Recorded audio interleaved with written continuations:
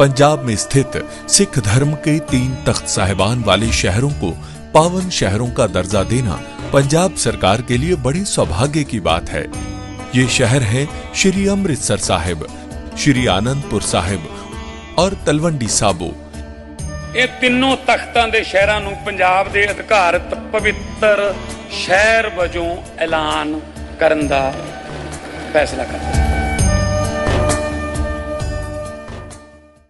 ऐसे लोगों को धिक्कार है, शर्म आनी चाहिए ऐसे लोगों को जो सत्ता में बैठकर सत्ता का सुख भोगने के बाद इतनी घटिया शब्दों का इस्तेमाल कर रहे हैं देश की बहन बेटियों के लिए।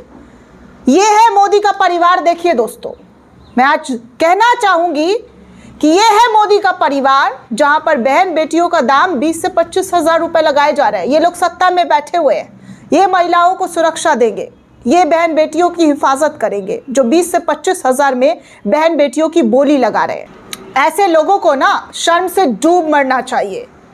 ऐसे लोगों के खिलाफ क्या बोलूं दोस्तों, मुझे तो इतना गुस्सा आ रहा है ना ऐसे लोगों पर कि मैं क्या बोलूं और इनके ऊपर अपना टाइम वेस्ट क्या करूं, लेकिन बोलना पड़ रहा है मुझे।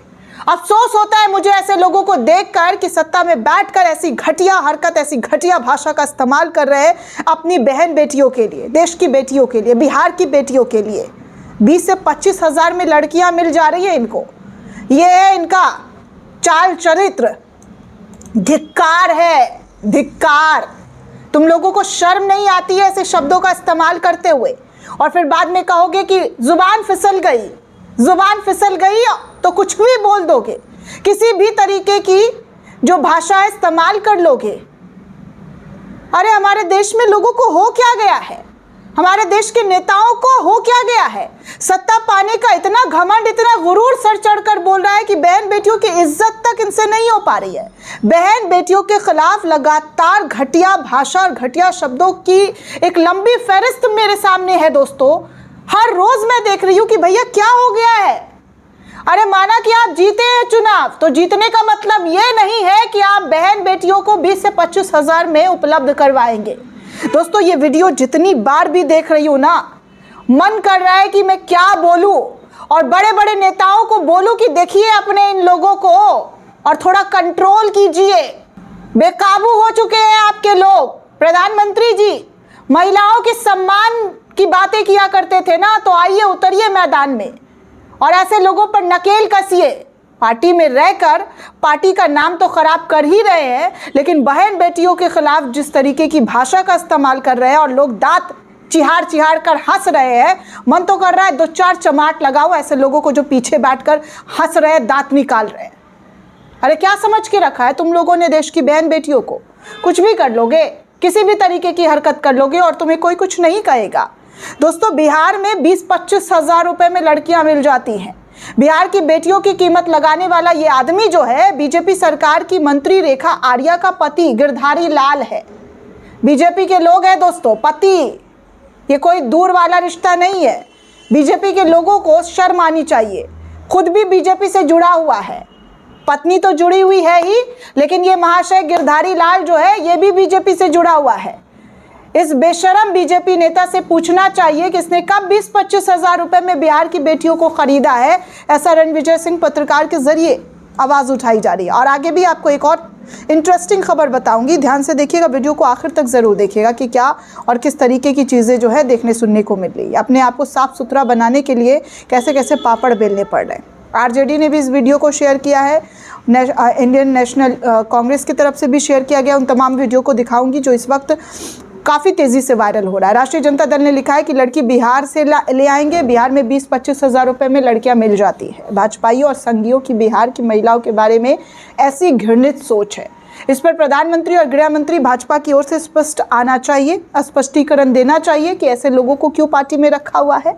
पर बिहार भाजपा, जदयू और समस्त बीजेपी के नेताओं के मुंह पर अब तक ताला लग गया है। उत्तराखंड सरकार में मंत्री रेखा आर्या के बेशरम पति गिरधारी लाल भारतीय जनता पार्टी के बिहार की महिलाओं के बारे में ऐसी सोच, ऐसी घिनौनी और घटिया सोच जाहिर कर रहे हैं। मतलब आप सोचिए कि कैसी और किस तरीके की हरकत जो है इन नेताओं के जरिए की जा रही है, लेकिन इन लोगों को शर्म नहीं आती कि मैं क्या बोला और किस तरीके की भाषा का इस्तेमाल कर रहा हूँ।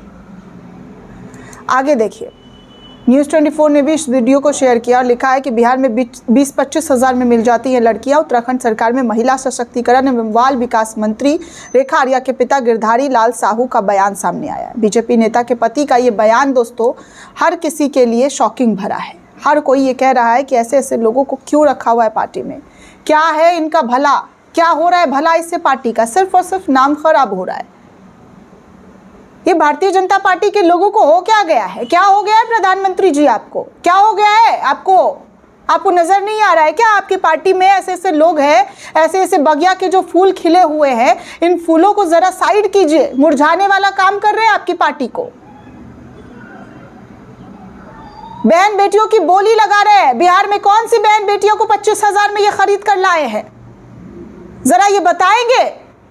देश की आवाम और स्पेशली बिहार की नागरिक होने के नाते, मैं खुद बिहार की बेटी हूं, तो मुझे ये लोग बताए कि कहां पे 20-25 हज़ार में बेटियां मिल रही है, कहां पे ऐसा कांड हो रहा है। बीजेपी की ही सरकार है बिहार में, जदयू और एनडीए मिलकर, यहाँ पर बीजेपी और जदयू मिलकर सरकार चला रही है, महागठबंधन की सरकार है, एनडीए की सरकार है। भैया आप बताइए कि कहां पर बहन बेटियों को 20-25 हज़ार में खरीद रहे हैं। अगर नहीं जवाब है तो भाजपा के इन तमाम लोगों को पार्टी से निकालना होगा। निकालिए आप ऐसे लोगों को अपनी पार्टी से। मजाक बनाकर रख दिया है महिलाओं के मान सम्मान को। अगर कुछ बोल दूंगी गलत तो फिर इन लोगों को मिर्च लग जाएगी, फिर ये कहने लगेंगे कि ऐसे शब्दों का इस्तेमाल कर दिया, वैसे शब्दों का इस्तेमाल कर दिया। लेकिन मैं अपनी भाषा, अपनी जुबान गंदी नहीं करूंगी ऐसे लोगों पर। मैं बस भारत सरकार से, मोदी सरकार से मांग करना चाहूंगी कि ज़रा कंट्रोल कीजिए, ऐसे लोगों को काबू कीजिए जो सिर्फ और सिर्फ देश का नाम खराब कर रहे हैं। देश में क्या और किस तरीके की चीज़ें फैलाने की कोशिश कर रहे हैं वो आए दिन देखने सुनने को तो मिल ही रहा है, लेकिन ऐसे लोगों के खिलाफ कार्रवाई होनी बेहद ज़रूरी है।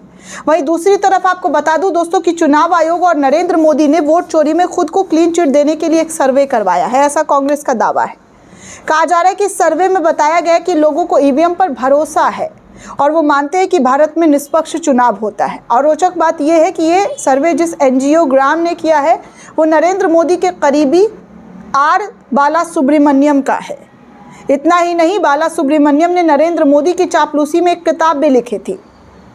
चुनाव आयोग नरेंद्र मोदी समझ चुके हैं कि उनका वोट चोरी का खेल जनता के सामने आ चुका है, इसलिए अपने करीबियों से ऐसे फर्जी सर्वे करवाकर जनता का ध्यान भटकाना चाहते हैं।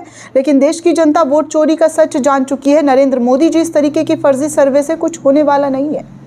उल्टा आपकी घबराहट साफ तौर पर नजर आ रही है। मतलब अपने आप को क्लीन चिट देने के लिए क्या क्या करना पड़ रहा है, ऐसे ऐसे आरोप इल्ज़ाम लग रहे हैं दोस्तों कि भैया हम साफ सुथरे हैं, वोट चोरी का तो कोई मसला ही नहीं है, कोई मामला ही नहीं है। खैर, इस पूरे रिपोर्ट को लेकर आप क्या सोचते हैं, आपकी क्या प्रतिक्रिया, हमें कमेंट करके ज़रूर बताइएगा। साथ ही साथ चैनल को ज़्यादा से ज़्यादा लाइक, शेयर और सब्सक्राइब करना बिल्कुल भी ना भूलें। जय हिंद दोस्तों।